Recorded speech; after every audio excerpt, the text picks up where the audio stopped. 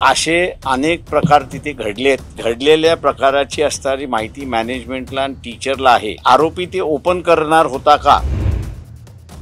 कुठल्या चौकशीसाठी आपण घेऊन गेला होता? त्यांना को एक्यूज केलं पाहिजे होतं, ते को एक्यूज करण्यात आलेलं नाही आहे। आणि मी म्हणूनच म्हणालो की ही जी संशयाच्या थिअरीला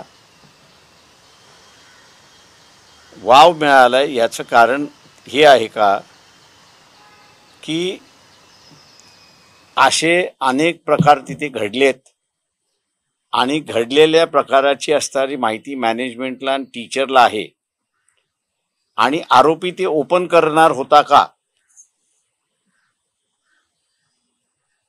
असाही कुठेतरी त्याला असणारा संशय व्यक्त केला जातोय। आणि म्हणून म्हणालो की हे सगळे संशय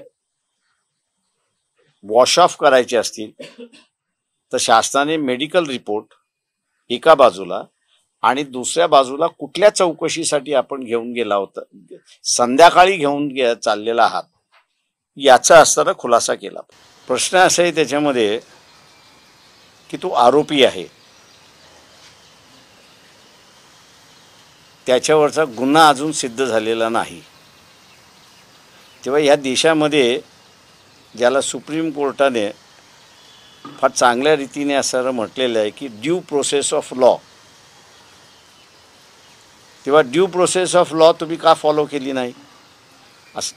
आपल्याला असं वाटतं की बा तो आरोपी आहे, तो आरोपीने गुन्हा केलेला आहे, त्याला कोर्टात घेऊन जा, त्याला असं कोर्टासमोर उभं करा, जे काही पुरावे आहेत ते पुरावे सादर करा आणि कोर्टाला डिक्लेअर करू द्या तो दोषी आहे म्हणून।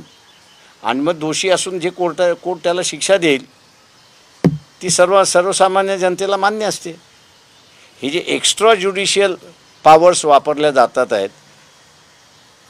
आज मान्य आहे की तो क्रिमिनल आहे म्हणून वापरल्या गेलं म्हणून तेवढी तीव्रता नाही, पण उद्या ही सामान्य माणसाच्या विरोधात वापरल्या गेलं तर काय?